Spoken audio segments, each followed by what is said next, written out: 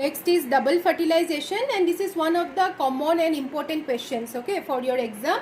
So this is very important. Double fertilization is the common question which usually comes in every year, okay, and this is very important also. So see, this is the event which occurs in case of angiosperms only. It is seen in case of angiosperms and flowering plants only, which involves the following two events, okay. Double fertilization after entry of the pollen tube carrying the two male gametes into the embryo sac. The following two events will occur. Number one is syngamy, number two is triple fusion. Now syngamy is the fusion of one male gamete, because there are two male gametes, so syngamy involves the fusion of one male gamete with the one female gamete, which are haploid in structure to form a diploid structure, that is zygote, okay. So see, I have written in the form of reaction only. This way only you have to write in your exams also. One male gamete plus one female gamete forms zygote, that is twice N, which is diploid in structure, and this process is known as syngamy, okay. And second one is triple fusion. So the other male gamete fuses with the two polar nuclei. Two polar nuclei is present in the central cell to form primary endosperm nucleus, which we call in short as PEN, okay. So therefore the reaction forms the one male gamete, 2 plus 2 polar nuclei, that means N plus N forms PEN, primary endosperm nucleus. This is known as triple fusion. And remember, male gamete is the haploid, female gamete is also haploid, and two polar nuclei are also haploid. So N plus N I have written, but it forms a triploid structure. PEN is the triploid structure, therefore you have to write 3N, okay. So PEN is the triploid structure, 3N. Therefore, if this question comes, what is the ploidy for zygote and PEN? Ploidy means diploid or haploid or triploid. That one is, if it is asked, you have to write about zygote is diploid and PEN is triploid. And don't forget to write the bottom line. See, at the last reaction I have written syngamy and triple fusion together known as double fertilization. If you will not write this line, the meaning of the question will be not there, because why it is called as double fertilization, since two events occur. So therefore at the bottom you have to write syngamy plus triple fusion, together it is known as double fertilization, okay. So remember, syngamy and triple fusion. Sometimes only single question also used to come, what is triple fusion? Then you have to write it is the fusion of the one male gamete with the two polar nuclei to form primary endosperm nucleus. And if it is asked what is the ploidy, then it is triploid in ploidy is triploid, okay. Now your next topic is endosperm, okay, after double fertilization. So these are the post fertilization events, that means the events that takes place after fertilization. Now first one was double fertilization. As a result of double fertilization, the first event is syngamy and the second one is triple fusion.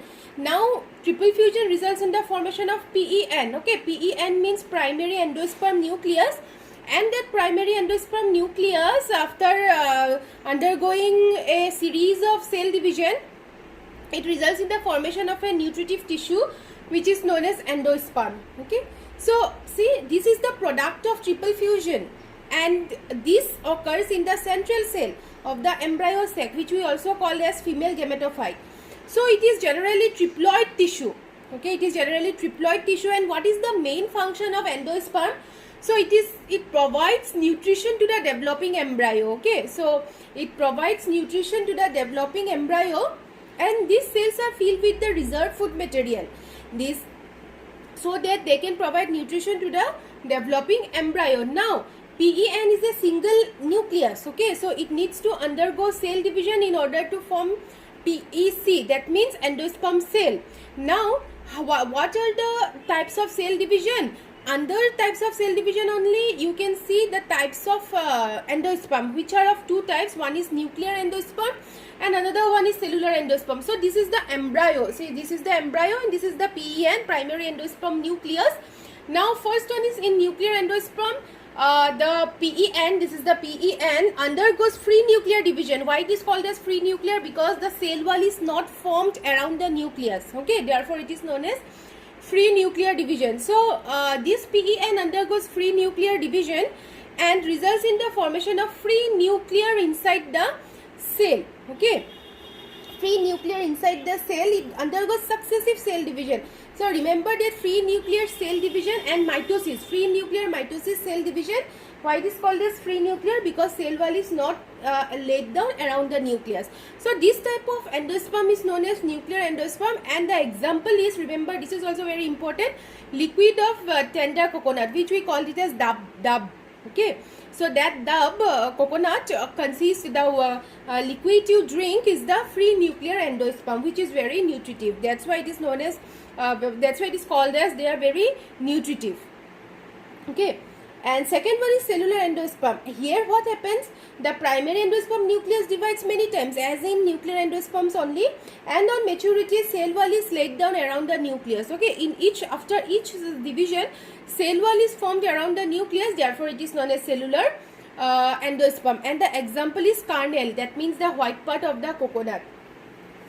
The white part of the coconut is known as the cellular endosperm. Okay, so that's all about endosperm. And one more thing you have to remember, that the formation of endosperm is always earlier to the formation of embryo.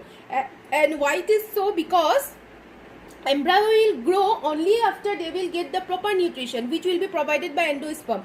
If there is no endosperm, how embryo will form? Okay, so development of endosperm is always prior to the, that means former to the development of embryo. So that's all about endosperm. Now next we will see about embryo. Okay, so as a result of double fertilization, first one was triple fusion, which results in the formation of endosperm. This is the nutritive tissue of post-fertilization events. Now next is the embryo. See, development of embryo from zygote is known as embryogenesis, and most of the zygote divides only after certain amount of endosperm is formed. Now sometimes question used to come, most zygotes divides only after certain amount of endosperm is formed, justify the statement or give reason. Then you have to write, in order to provide nutrition to the developing embryo, the endosperm formed is that means you have to write the endosperm formation is prior to the formation of division of zygote, or only after certain amount of endosperm is formed. Okay, so this is about embryo. Now we will see about development of embryo, how zygote develops into embryo in the process of embryogenesis. Okay, now next is the development of dicot embryo. Okay, under embryogenesis, first from the zygote, as a result of syngamy which is formed, how it will result in the formation of a dicot embryo. See, and the last is the heart shape embryo, and after development of dicot, I have drawn a figure of dicot embryo. Okay, on maturity it assumes this structure.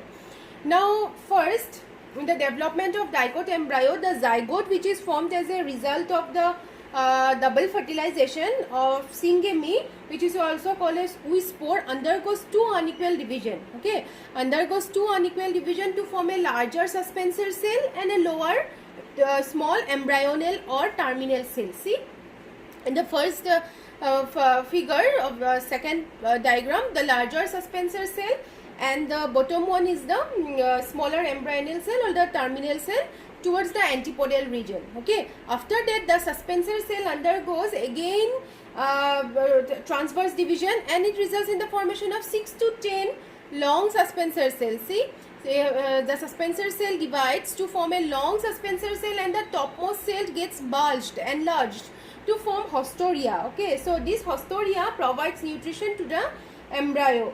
Now the last cell of the suspensor cell, the last before the terminal cell, that cell is known as means just before the terminal cell. Okay, the of the 6 to 10 long suspensor cell, the lowermost cell is known as hypophysis, which results in the formation of radical tip. And after this, after the formation of this long suspensor, haustoria, hypophysis, the embryonal cell now undergoes two vertical division and one transverse division to form the octant embryo. See, octant means 8 cells. There are 8 cells. Okay, that octant embryo. After this, it undergoes the periclinal division. Periclinal division, that means this division takes place from the periphery part and results in the formation of globular embryo, which we are also called as proembryo. Now on maturity, this globular or proembryo assumes the heart-shaped embryo. Okay, so the last one is the heart-shaped embryo, and after this the suspensor cell gets degraded. Okay, so it gets degraded, so it dries up, and the embryo assumes the heart-shaped structure. Now if you will see a structure of dicot embryo, then this dicot embryo is studied on basis of the embryonal axis. Okay, on basis of embryonal axis. So a typical dicot embryo consists of an embryonal axis and the two cotyledons. So see, these are the two cotyledons, these are the two cotyledons, this is the embryonal axis. So on basis of embryonal axis, on the lateral side these are the two cotyledons, on the another side this is the cylindrical portion which is known as hypocotyle. Okay, this is the cylindrical portion which is known as hypocotyle, and the lowermost it terminates into radical, which finally ends with root cap. Okay, and the division of the cotyledons starts from the plumule. Okay, so this one, once you refer to the notes also, you will get there. So study about the structure of dicot embryo from the roots along with the diagram. This is very important.